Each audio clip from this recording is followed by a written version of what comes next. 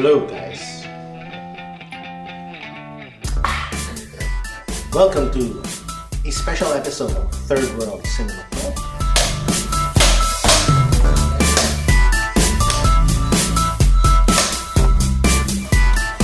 Third World Cinema Club. Warning.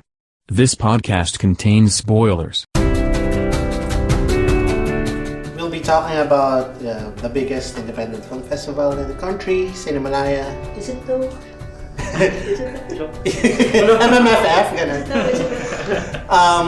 Cinemalaya 2019. And 10 films that participated in the competition section.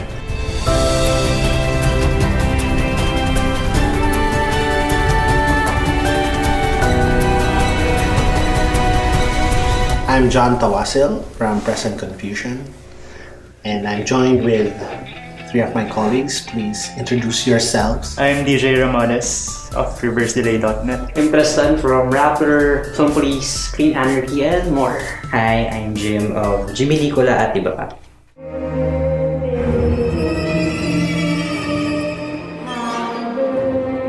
Tabon by Sian Lim. So Tabon is about a man who is contacted by an old friend of his father's who told him that his father has been killed. He goes to his, hometown to investigate why, and he finds three suspects who have allegedly committed this crime. So how many of you have seen Tabon? Raise of hands. Raise of hands. So DJ and Yeah, unfortunately as well. Actually, DJ and I have very different opinions regarding Tabon. Personally, while Tabon is not a super ultra bad film per se, I mean it's not bad, but It's bad.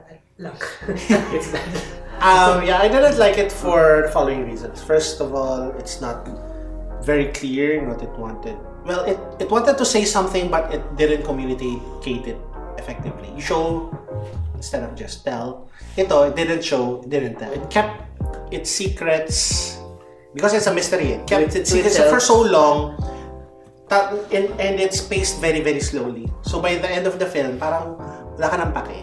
Pero DJ, what did you think of the film? Tingin ko talaga hindi proportional yung hate to what it actually is. If we're talking about yung quote-unquote worst films ng Cinemalaya over the past few years, Yeah. parang layo naman ito. It's not great. I'm not sure if it's good, pero it's not bad for me. The word I use is it's decent. Mm-hmm. Na I understood what it's Good trying job, to Sian do. Lim. Ang gusto kasi niya, parang while you're watching it, iko-question mo daw yung reality. So parang unreliable narrator kind of story siya. Pero hindi talaga niya ginawa yan. So that's one thing that it wasn't really able to achieve. I think may tension naman kahit pa paano yung pelikula. Although, I agree with you nung sinabi mo na it's trying to withhold too much information for too long. Yeah. Na at some point parang just get on with it. Yeah, just tell us. Pati yung akala mong clues, they're not really clues per se. Feeling ko challenging ang horror for a first-time filmmaker. It's not that easy to communicate yung results kaagad, di ba? Yeah, though I'll classify this more as a Ay, parang psychological thriller more than a horror per se. Imagine, di ba si Sharon dun sa Bukod Kang Pinagpala, if you remember that? Cinema One. Yeah, that's Cinema One. I think it had the same, from what I'm hearing right now, It has similar shortcomings. Feeling ko people were thrown off by one specific sequence in sa film, yung sa second suspect. Yeah, this is a spoiler. By the way, this is a spoiler podcast. The second suspect, he's insane. Talagang insane siya. Tapos yung pagkasabi niya ng mga bagay, sobrang bagay sa insanity niya, pero sobrang cartoony for me. Na tipong may mga... Cartoony kasi talaga yung pagkaka-present. Yeah, that's biglang true. may speech bubbles. Speech bubble siya. At hindi lang normal speech bubbles, yung talagang stylized na... Parang Bagyong Beverly. Comic book. Comic book Talaga? speech bubbles. Tapos may biglang apoy sa ilalim ng seat niya, gano'n. Baka kino-communicate rin si Lim yung insanity na feel niyo. I mean, that's true. Baliw naman talaga siya. Na-communicate naman yun na baliw talaga to. Pero kaya naman daanan niya sa akin. Yung own insanity ni Sian Lim na para ano gagawin ko dito. Yeah.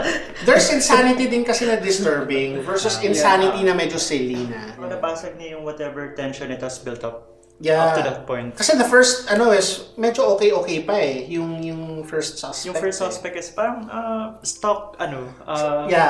suspect na tino-torture, tapos parang matigas talaga siya. Ayaw niyang Tapos yun, it just went off the rails talaga by the end. Ang naisip ko kasing challenge pa ni Sian Lim dito is, actor kasi siya, diba? May mga few people na nakakaalam na he joined Ricky Lee Workshop. So, di ba nandun na yung mga expectations, kung mag-work pa ba as a director yung si Sian Lim, kung effective pa ba. Pero super fair game naman eh. Kasi like, I'd like to believe na people don't go and bash him. Ay, actor siya. I think people wanted to see him rin naman.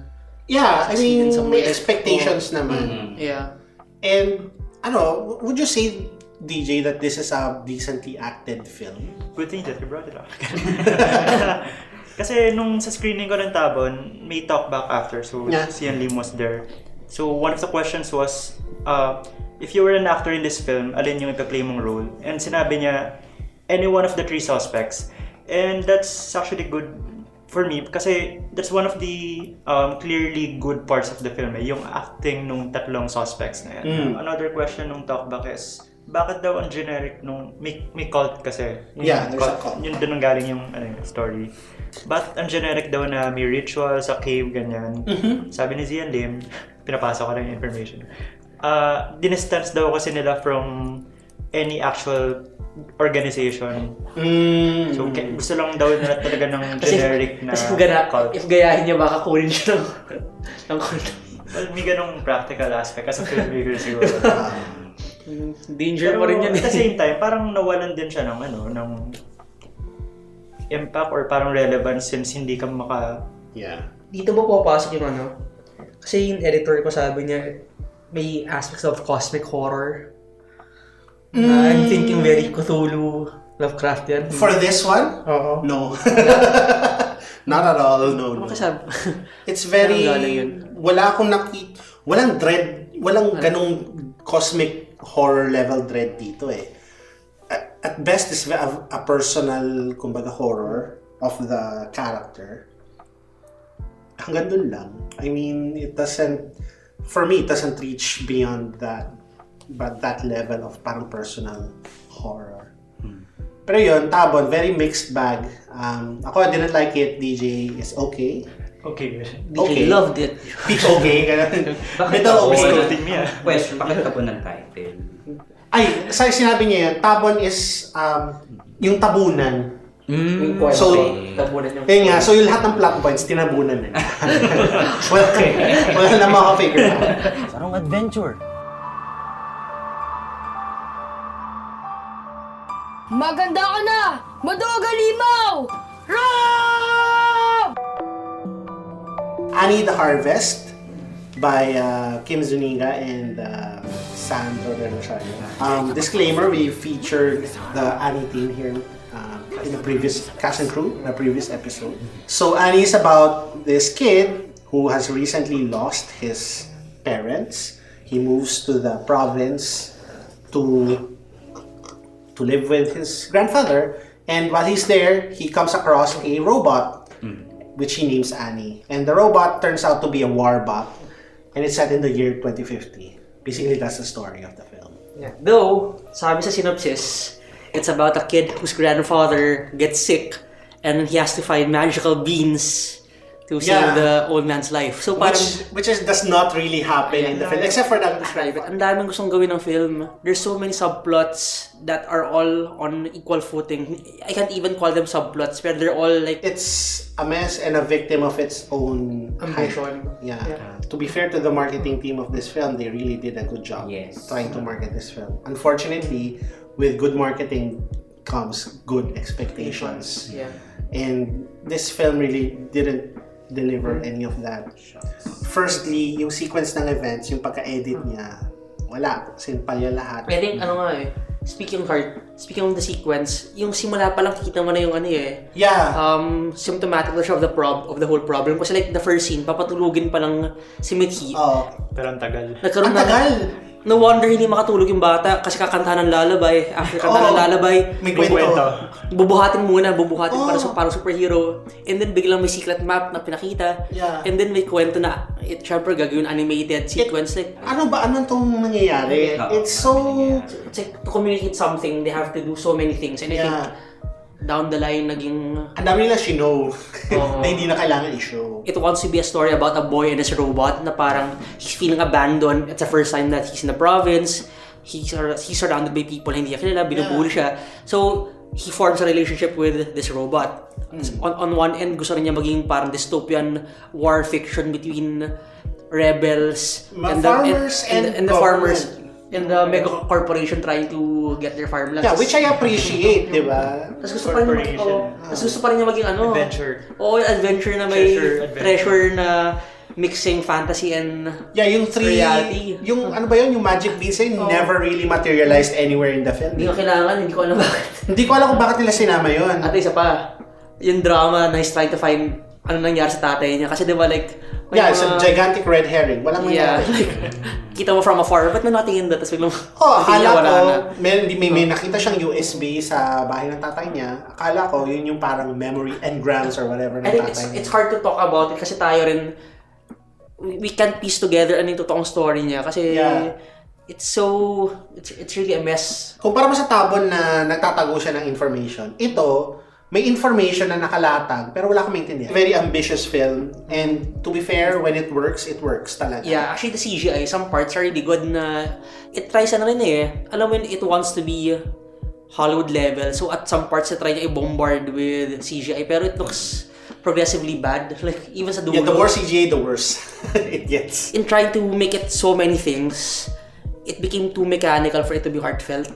Yeah. Di ba? Kasi, okay, checklist. Ito yung kailangan nating gawin. Masyado siyang robotic. Yun, legit naging too robotic siya for it's hard to be felt. Which is very unfortunate. How about the acting?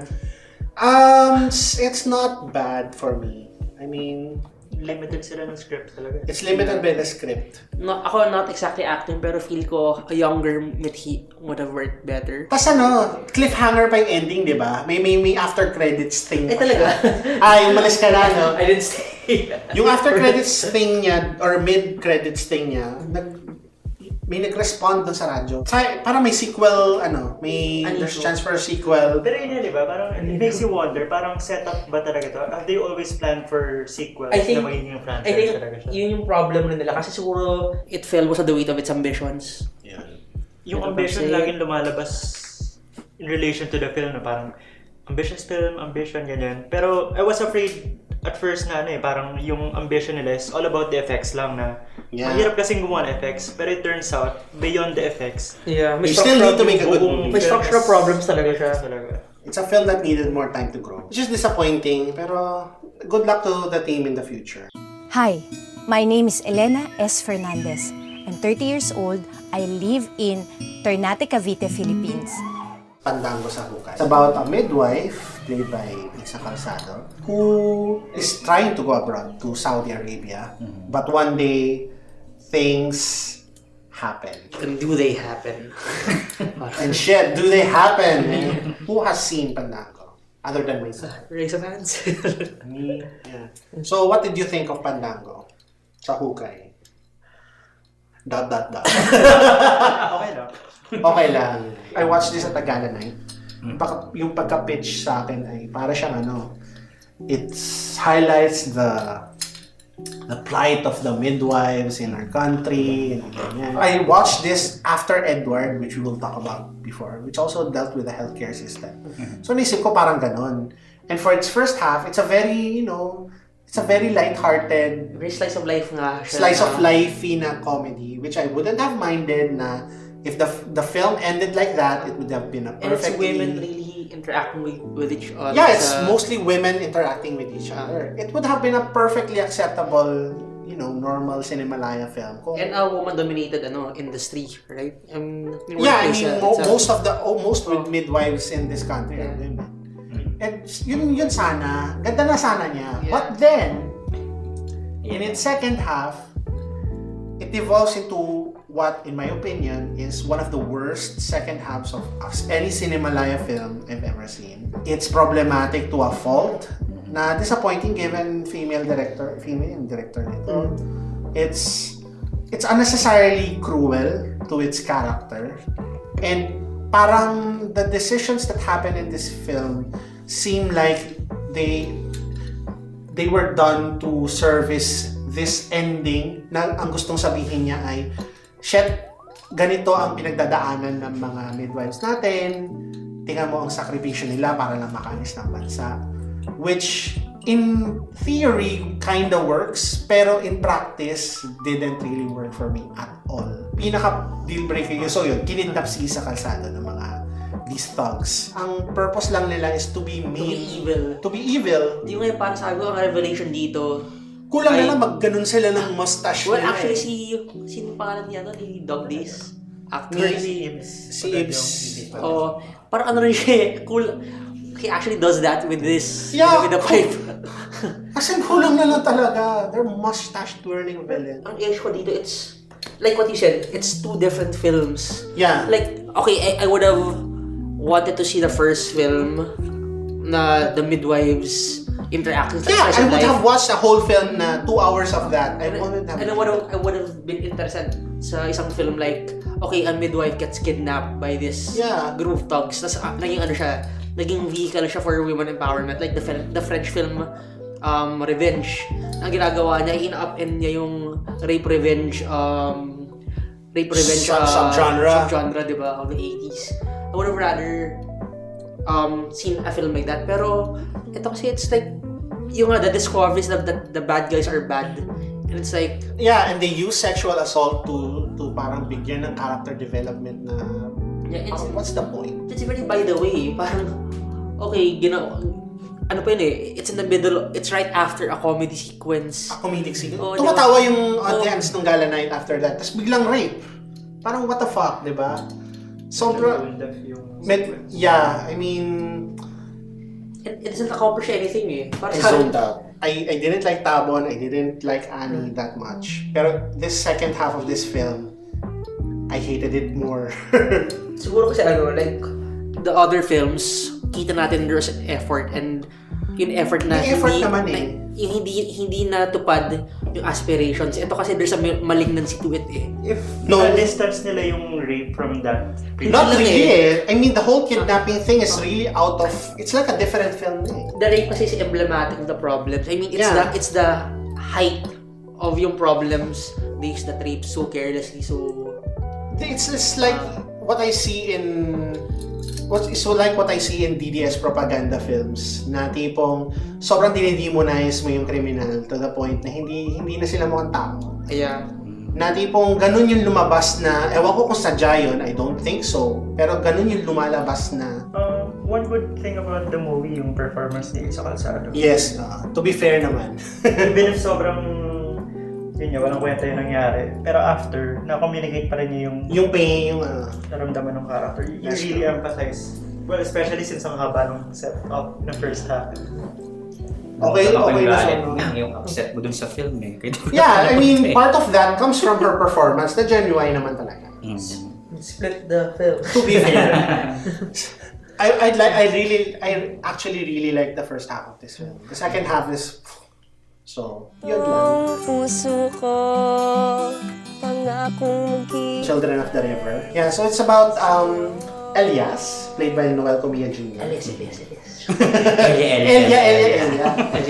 So, he and his friends live along the river, noticeably absent. Talaga? Talaga, along the river talaga sila. River. Noticeably, wala yung mga tatay nila. And we see why this is so as the film goes on. Yeah. Pero while that's happening, it's just your normal, slice of life-y film in the vein of films like Purok Siete. Who here has seen, other than me, Children of the I River? haven't seen it, unfortunately.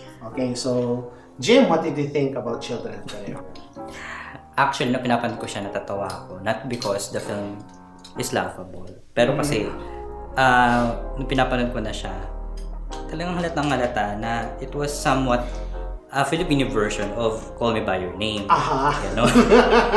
And then, here in Philippines, we do our version ng mga Hollywood or foreign films. Ayun nga. For instance, Moments of Love na kinuha nila from Summer and Time and The Lake House. Aha. Kasalanan bang sambahin ka? Which was parang reference nun ay Fatal Attraction. Fatal Attraction. Isa pa ako. Dawson's Creek. Tabing ilog. Tabing ilog. Ngayon, Ganda. okay na sana yung, for me, okay naman yung film. Ganun. Yung first half, okay kasi parang it's about, I mean, it's fun. It's fun eh. It's fun. Oo, it's Children fun. River. Yun na, Call Me By Your Name, gano'n. So, okay, sige. Siyempre, di naman pwede mag-daring si Noel Comia Jr. kasi bata, Yeah, it's yung very, wholesome eh. parang it's a sweeter PG-13. Milder Yeah, version ng PG-13 Call Me By Your version of Call Me By Your Name. Mm. Without no peaches, no... Yeah. Ang naisip kong pelikula dito, yung Ang Huling Shasha ni Anita.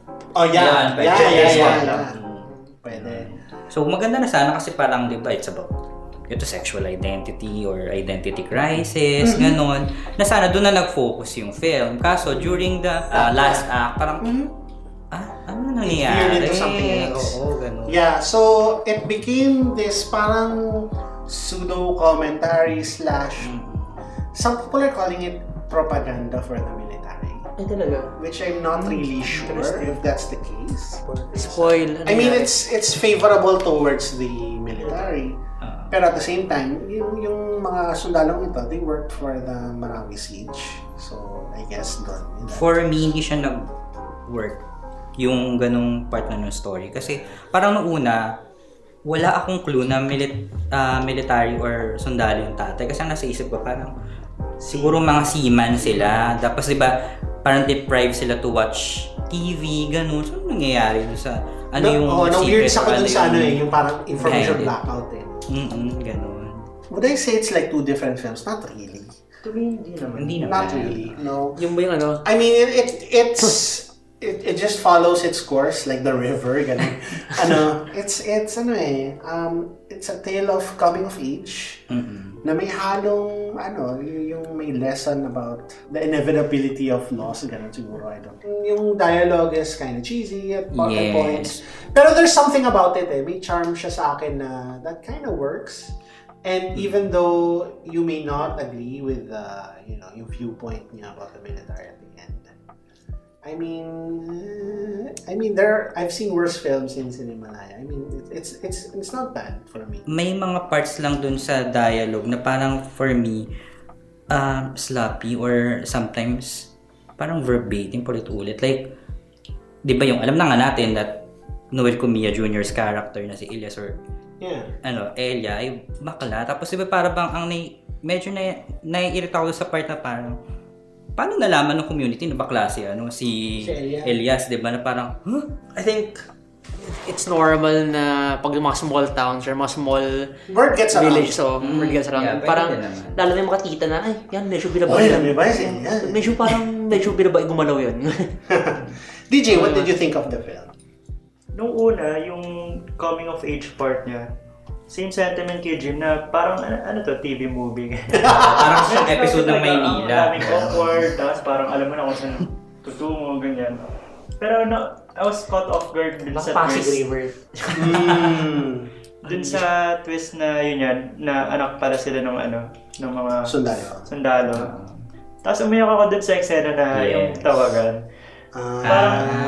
Parang tawagan na Hindi kasi phone scene. throughout the film, parang magtatawa ka rin sabay tinatawagan yung magkapit-bahay. Kasi nga, hindi mo alam kung nasan yung tatay nila. And then it was revealed dun sa scene na yun na mga sundalo sila. Tapos, pag hindi tumawag, ibig sabihin. Namatay na siya. Or pag tumawag, pero iba yung sinabi, iba yung sumagot. Ganyan. Ang bigat nung eksena na yun. Tapos, hindi ko rin mapalawanan kung ba't ako umiyak. Pero dahil wala rin talaga sa expectation ko na nagsimula kasi yung contrast siguro na parang kid problems, coming of age. Parang pruksyete din eh. Pero there's this big problem outside na malaki talaga. Oo. Yung contrast mo. Kudos sa child actors. Best child ensemble. Yes. Mag-isa ka lang dito? May pusa ako. Hindi ka ba nalulungkot? Mukha ba ako malungkot? Pare-pareho lang kayo mga lalaki. You are all the same shit. Malamaya, The Color of Ash, It's directed by two female directors. So it's about this Sunshine Cruz is art professor who is in a bit of a creative slump, I guess. She falls in love with a younger, hunky photographer. And they have a relationship, very sexual relationship, and there's lots of art, there's lots of cigarettes. So, who has seen Malamaya other than myself? Raise of hands. So, kami ni DJ. Naisip ko, is this a retread of Belle de Lure? But actually, no. It's less about the romance and more about the creative process in art. It's also, it's a very, it treats the romance very differently. Yung Belle de Lure is very conventional. We'll talk about it later, of course. Pero dito sa Malamaya, it's parang very slow-paced. It's art, parang mas art house yung sensibility niya, I guess. Yeah. Used yung subgenre emerging right now, yung cougar cinema that DJ called it. Philippine cougar cinema, copyright DJ Ramon. The tropes are there, but it treats the material in a very different way. Yung una kong inisip is yung originality. May yung students kasi challenge siya na art should be parang de novo. Pero she uses, pre-made fabrics na weave niya into her paintings. So parang it's how artists can appropriate beauty from other places to use in their own art. At the same time, like it's a metaphor for the relationship as a whole.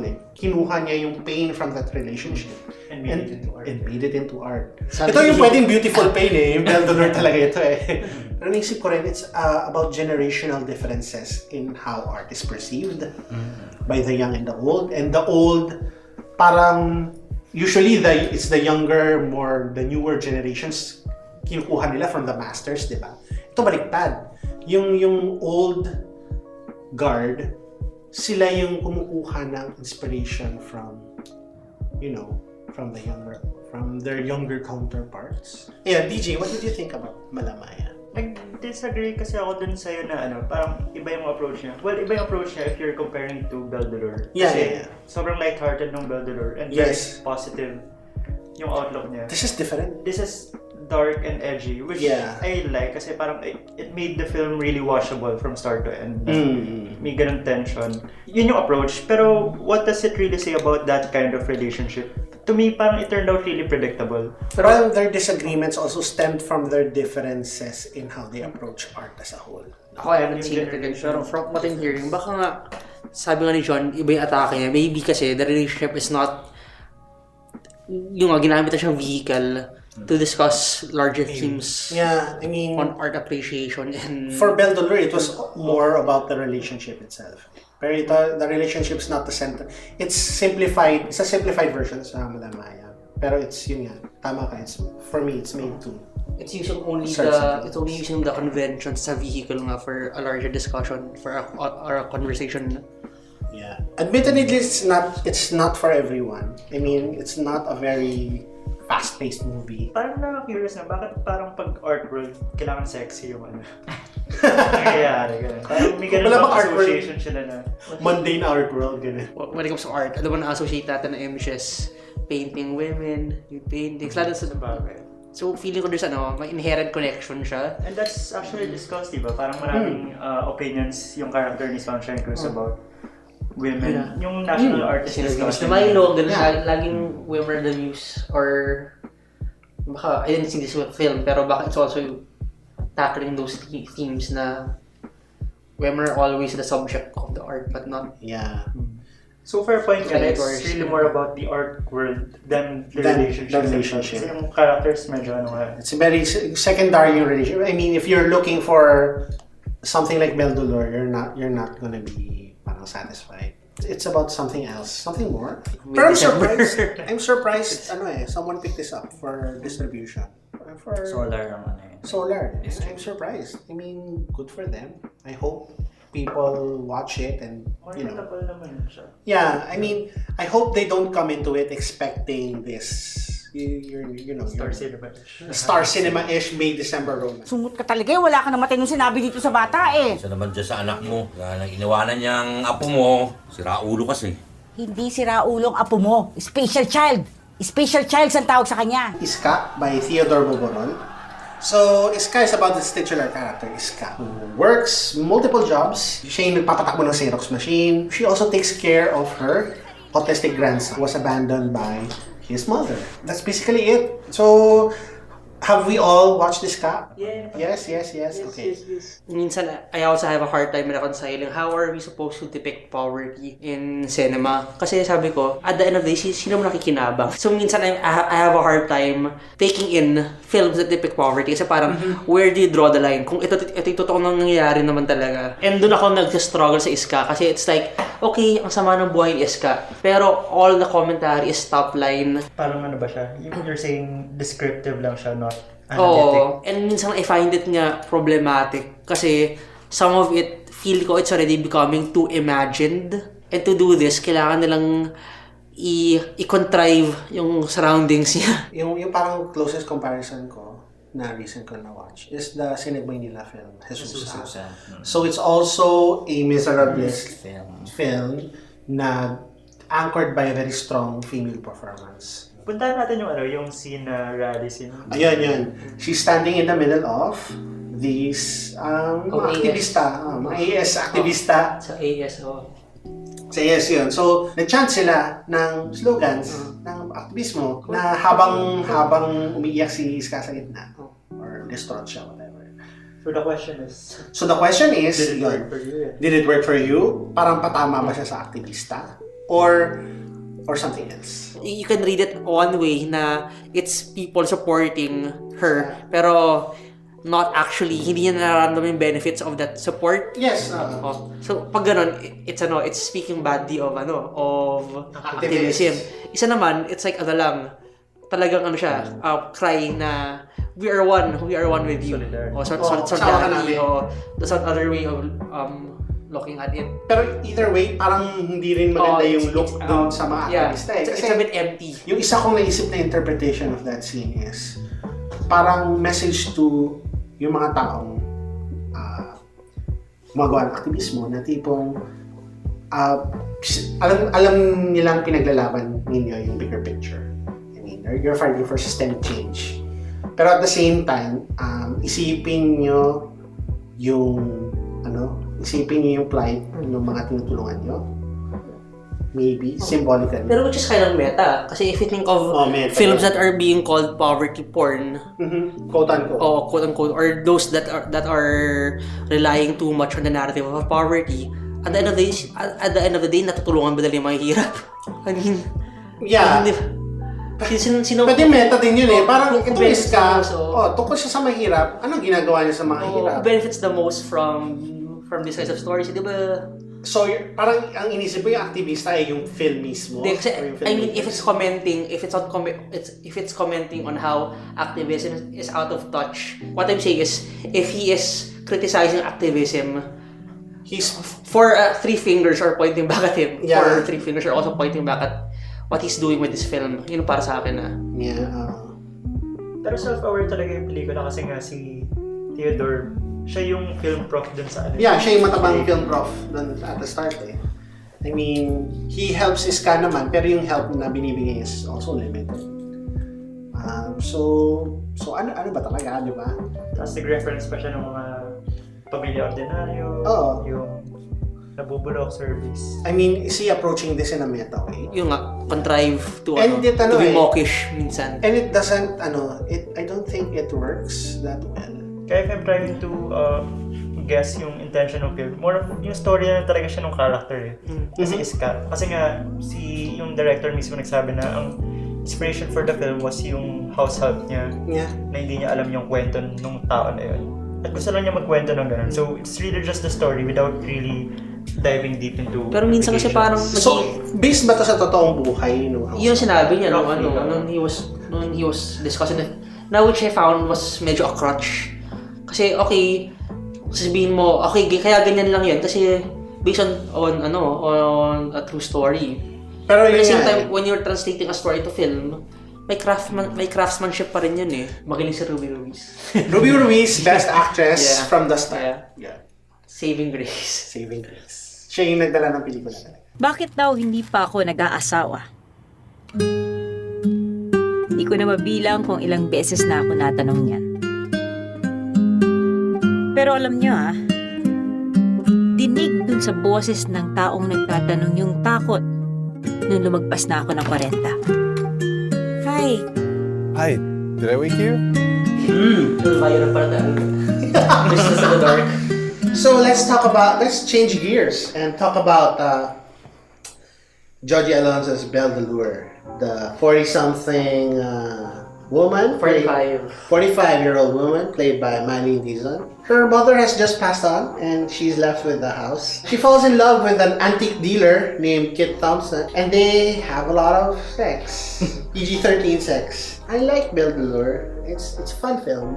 It's pleasant. It's pleasant. It's another addition to the growing Philippine cougar cinema. Pero parang pag si Mylene at si Kit, parang June, October lang. June, October. Ano ba gusto ko? Parang, Anita Linda and Noel Camilla Jr.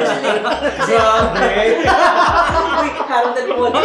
Grabe yung Harold and Moda. idea. Hindi kasi, like si Kit looks old for his age. Apparently, 22 lang siya. Really? But he looks like 30. And si Mylene looks 25, so... Napansin niyo ba sa mga ganitong Philippine cougar cinema films, parehong very attractive yung... Kaya ka ba yung flex? Yeah. Parehong gwapo yung lalaki and super hunky with, muscle definition. Kasi kung i-recall ko like in the 90s yung Sinungaling Mong Puso, Vilma Santos and Aga Mula. And Aga Mula. Yeah. Pare sila attractive. Or let's say, Soltera, Maricel Soriano and Lito Ocampo. Both are. I mean, I'd like to see a film in this genre of, cougar cinema na hindi conventionally attracted either yung woman or yung man. I guess in the future, pag nag-evolve na siya beyond that. Like samples, I don't know. Eugene Domingo and... Grabe! Hindi na mag-guess. Hindi! Kasi di ba sa I Want, Septic Tank 3. Yeah, Sa ni Tony Labrusca. Tony Labrusca. Yan, Eugene Domingo, Tony Labrusca. That was played for comedic. Yeah. Pero yun nga. I Subvert that. Anyway, back to the movie. It's yun nga, masaya siya. It's the most quote-unquote Conventional, most marketable, I guess. I don't know. Very well acted. Gusto ko yung thematic interactions with the characters. And di ba si Kit? He's an an antiquarian who likes finding the beauty in old things, fixing them, and then setting them free into the world. Very double entendre. May Oedipal undertones pa siya kasi di ba may missing mother Mylene's character is trying to be a mother to the mother na nawala sa character ni Kit. And si Kit, ayaw niya na to be treated like a child kasi feel rin niya it's being compensatory sa loss niya. Kumbaga genre sabi si Kit Thompson. Parang lang siya, si Sigmund Freud matutuwa, it's a new case, I wanna study it. Look at this! Ganun. Hindi ka happy siguro. There's also parts in this film that are very, very nicely shot. There's a long, extended not really a single take, parang dayang single take na it cuts between multiple sex scenes na nag-iiba yung flowers to connote the passing of time. Ang issue ko lang dito kasi I'm familiar with the story material. The source material kasi apparently it's based on a true story kasi like 2 years back nag-viral yung video from The Moth where this Ariana Rose, I think ang name niya. So she's retelling the story na she was in her 40s, then the guy was in his 20s. They met each other. Baka 50 pa nga siya nun. And then they met each other. And then, when they were talking about children na-realize niya na, I cannot give this guy kids.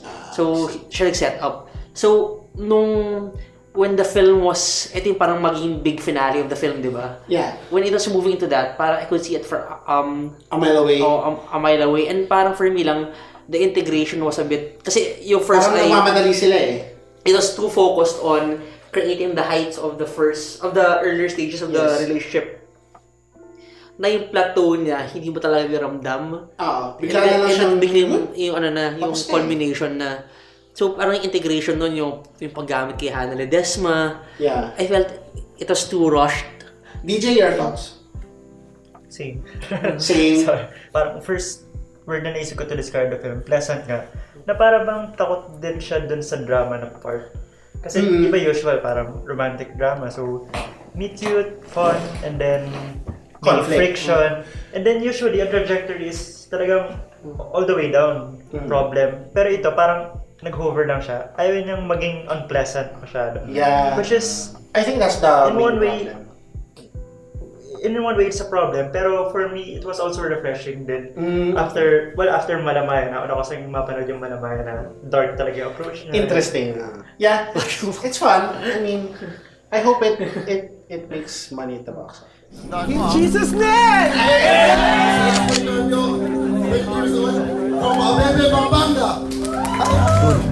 Problema mo.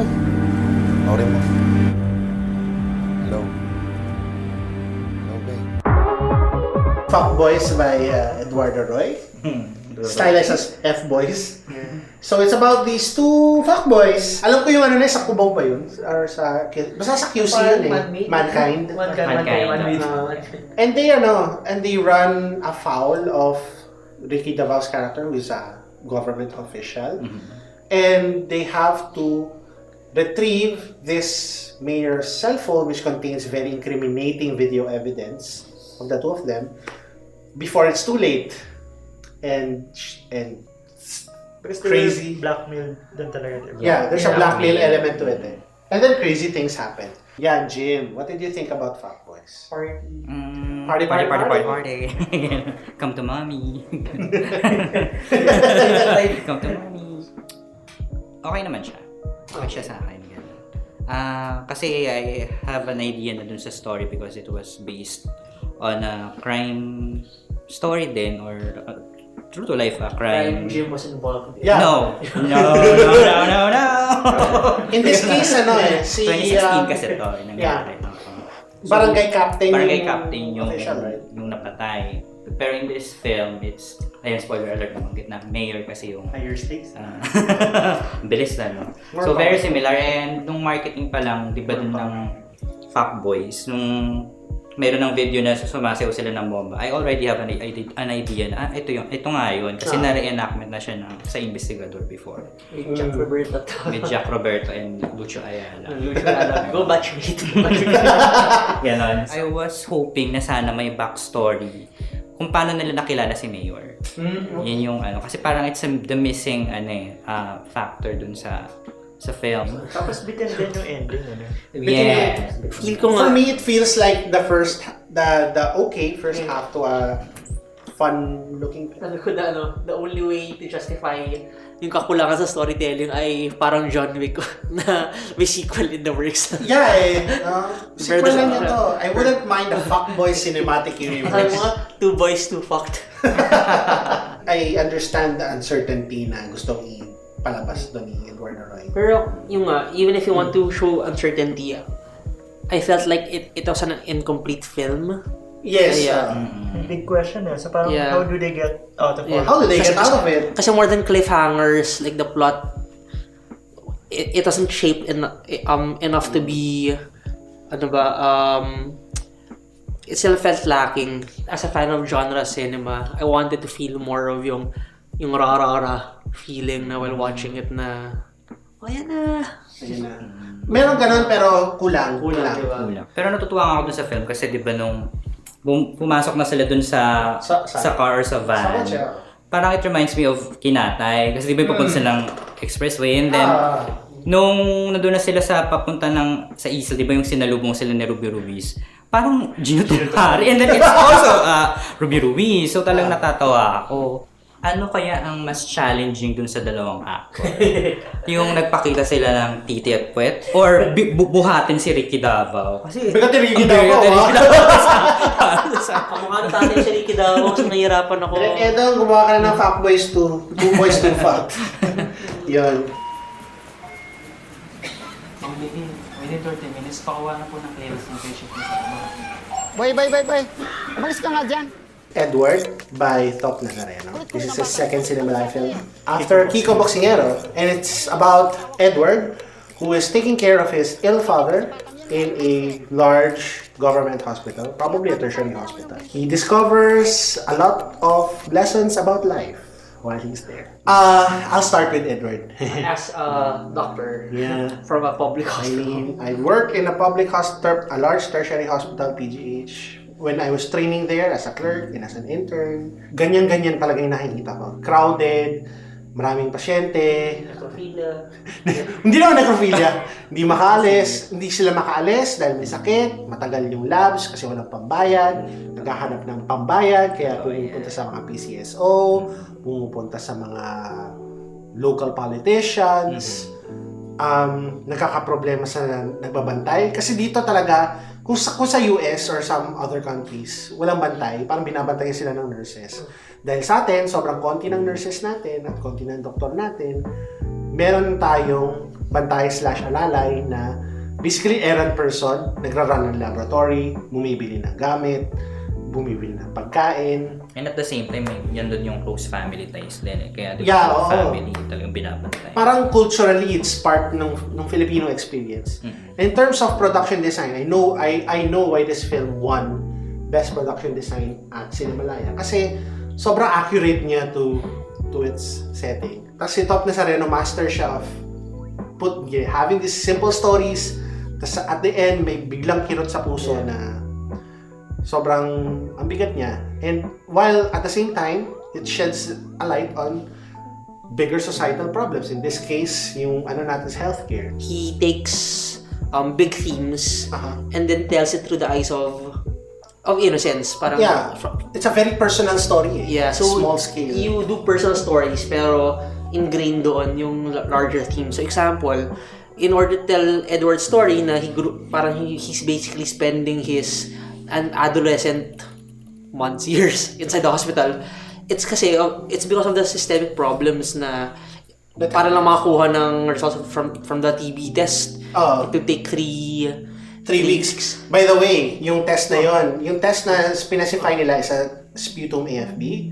Normally, it takes 1 day. May mga ibang hospital na sent out and it takes longer. Pero ito 3 weeks eh. I'm not sure kung anong time frame. But even before that, diba, like they were trying to say, ano kaya problema nito? Hindi natin alam. So, yeah, they don't have tests. Laboratory-wise, kasi ako, I work in laboratories. Laboratory-wise, there are lots of government hospitals that are ill-equipped to deal with this kind of problem. So like what I was saying, these are the big themes. Pero they tackle it through a personal story. Kasi Yes. you end up building relationships while you're in the hospital. Kasi lahat ng nilagay ni Thop dun sa film niya, ginamit niya. And I think yung tandem na ni James Mayo, they do the same things. Kasi even Kuya Wes and the Chanters, every element is purposeful. Walang tapon. Sa narrative. Siguro like, ang difference na to sa like, you were talking about Deldelor, we felt rushed. Ito, this did not feel rushed kasi everything was foreshadowed, everything sakto was lang given enough time to percolate. Parang ganda nga nung pacing, no? Tapos, yung sense of release nung finally nakalabas ka na as a viewer with Edward sa hospital. Parang may sense of adventure na. Kaya ganda nung climax. Hospitals, usually grim place yan, supposedly, di ba? Pero dito, ang bright and clean pa rin nung niya. So parang starry-eyed pa rin. I guess dahil perspective ni Edward yung pelikula. Not exactly clean, quote-unquote, per se. Pero parang he's trying to make the best out of, Yeah, and as a young boy, parang you turn the place into a playground pa rin. Yeah. Wherever you are. Makikita mo doon sa first scene, yung reality nung yung ER is very chaotic, dami nangyayari. Very Boogie Nights Goodfellas ang first shot na yan.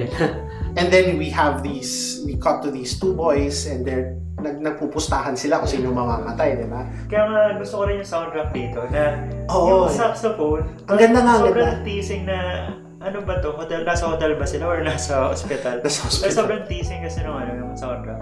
And I think may talent si Thop in casting kasi the people that he cast like Noel Comia and now si Luis Abuel, they're all standouts like they really embody the roles and they get to evoke that starry-eyed like what. Would you say he's like an actor's director? malinis siya mag-direct. I mean, Malinis talaga. yeah, storytelling-wise, pacing-wise, kita mo, Polish in-depth hand niya. And Kung ako yung jury, I would have chosen him as best director. Actually, I would have done the same kasi though I really like John Denver trending, I think yung ending niya, we'll talk about it later naman.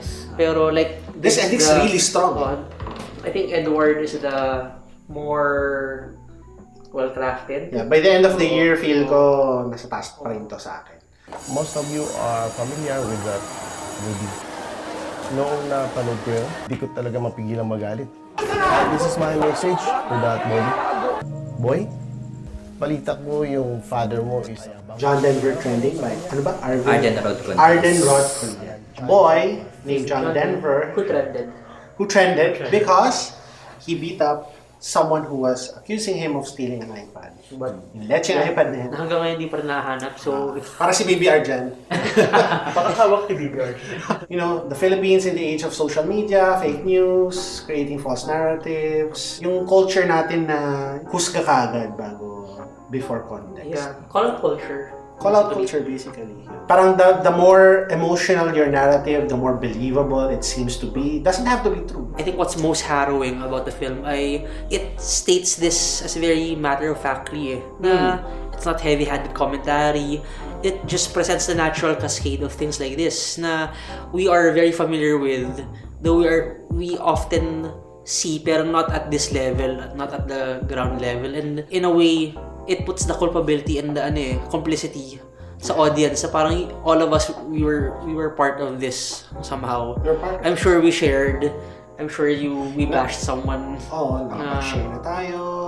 We shared something na hindi pala totoo without thinking about it. Kasi by just presenting it and not really pointing a finger, minsan mas striking pa nga siya Filipino na Black Mirror na set in the province. Kasi ang nakita natin one-sided lang yung story. Kasi 'di ba, sinaktan niya naman talaga yung classmate niya because inaccused siya na and ninakaw yung iPad. Si John Denver, he's not the best student naman. Hindi siya anghel. Yung nga what's nice kasi it's Hindi siya malinis. rough around the edges siya like we get na meron siyang history of violence. Parang pasagulero siya. Pero like, by watching this film, kita mo na disproportionate. may pinanggagalingan. Like, yung tatay niya. Actually, like, he was raised in a milieu na he has to consistently defend himself, diba? Yung paghusga sa kanya dito sa pelikulang to, it stems from, emotional, na hindi nila ina-understand yung yung daming factors. Hindi siya inintindi ng mga tao. Pero kasi nakikita mo rin yung how in-exacerbate ng social media yung this dapat school confined problem In-amplify niya exponentially. It works well sa small town setting kasi given how the lives of people in small towns are naturally crisscrossing and how involved they are, parang mas lumala pa. Yun nga, by itself, yung mga small times, diba? Chismis na yun chismis kung chismis Parang yun pa, nilobo niya to something big. Kasi umabot na kay Mayor, umabot na dun sa mga social media. Umabot na sa vlogger, political vlogger, nakikinig makisaw-saw sa issues. Tapos may konting touch din siya on. Kasi di ba may issue ngayon of lowering the age of criminal liability? Yeah. Meron tong very unsympathetic police character Actually. na talagang from the start, ang parang guilty until proven innocent na yung bata. Which should not be how things are done. Pero yun yung ginawa niya. Saka naman, what it reminds me of is yung bagahe ni Zig Dulay from 2 years ago. Kasi this is a film that touches on social institutions There's a church. Yes. Kasi nasa Catholic school siya. There's a school. Police, the school, and technology is kind of a social institution now Kaya na-predict, or sinabi ko na this film had a good chance at winning best cinematography din. Because of a few shots. Isa yung nung sinundo ni John Denver yung nanay niya. Kasi pinapatawag ng eskwelahan. And then, wordless yung scene na yun Parang tumayo lang siya doon hanggang mapansin siya ng nanay niya. And then sa likod niya, naka-blur out. Parang shallow focus, diba? Pero nandun yung police. yung dread nung image na yun, na-capture niya. And then, nung bumalik na sila sa eskwelahan, actually, yung school is trying to contain niya yung issue, di ba? So, parang may caring aspect yung tong Catholic school na to. And then, may shot na si John Denver. And then, yung Mother Mary and Child Jesus frame nasa likod niya. Yeah. And then, in between siya ng police and yung may priest yata rin, or at least yung school teachers. Ganun. So, there's this Visually, Miss Anson. ang ganda. Oh, ang ganda. Ang ganda visually. Yes, yung ang ganda pagka- talaga. Which is why it won Best Cinematography. It's really carried rin on the backs of the acting. Performances. Kasi like si John Denver, parang ano siya eh, may world weariness sa kanya na like he's so young pero Ang dami na niyang ang pinagdaan. bigat ng dinadala niya. Ramdam mo na yung burden sa kanya. Si James Espinosa nga, he mentioned something about polo. may parang scarlet letter daw siya, yung stained polo niya. Yung nag-stain ng polo, yung nag-accuse sa kanya of stealing niya. What did you feel about the ending? For me, if I ever agree baka sa'yo yun na it's nihilistic. Although, when I read Ogs Cruz yung comment niya, na parang, wala nang ibang way to end it. Kasi yung film, pa-escalate siya ng pa-escalate, pataas siya ng pataas. So, parang kung iisipan mo siya ng ibang ending, you cannot do a happy ending. Totoo with the naman. film. One of my points of comparison with this film is yung work ni Kafka na The Trial, na tipong he's been convicted of a crime na he's innocent of, pero alam mo yun, tuloy-tuloy siyang hanggang in-execute siya sa end. I mean, yun nga, yung sinabi ko sa kay Ogs, may inevitability doon sa fate niya na I don't think you can easily say that that's the convenient way to opt out of it. I don't think so. It's more, ito talaga eh. Anything else would have felt weird or unnatural. If we feel disturbed by it, or if we are uncomfortable with how it ended, kasi the film rin is, it fits the theme of the film na this time, there's no turning a blind eye sa nangyayari. But at the same time, parang Right, cliche yung mga words like gripping, compelling, and haunting. Yun yung talaga naiisip ko dun sa film. And alam mo yun, parang tatatak siya for long time pa kasi ang ganda nung message din ng film. Maybe one of the reasons na hindi ako nabibigatan sa message ng John Denver trending kasi marami kasi akong binabasa about technology and society. And I've read stuff na goes much deeper into this. One good summary is, or statement is technology is neither good nor bad, but it's not neutral either. Mahirap siya explain pero mahabang usapan. Pero John Denver trending touched upon that naman. Di pa natin na-mention, pero may scene yung nag-edit sila ng video. Yes, ang ganda naman. So, ang bigat nun eh. Parang ganda. Yeah. It's been a nice year. Really, a couple of really great films, a bunch of okay films, some films, and there are some films that are not that good. There are some films that are good at first, but I think nabuhayan ako ng loob sa Pilipino. for a film for this year. Kasi like this year, I was very vocal naman na before these two films. Like wala pa akong napapanood na that I really liked, that I actively liked. Unlike the last 2 years, walang film this year na parang I feel like nagbago talaga yung worldview ko, ganyan. Pero at the same time, wala rin horrible films. Ano bang films nagbago yung worldview mo? Ang bigat, no? Pero hindi naman, parang yung may talaga napulot ako na, uy, bago to. Last year, Distance. Distance. 2 years ago, Respeto? Respeto. Or, hindi naman nagbago, pero ang laki talaga yung pelikula. Exciting siya kasi iba-iba na yung kumbaga diverse yung genre and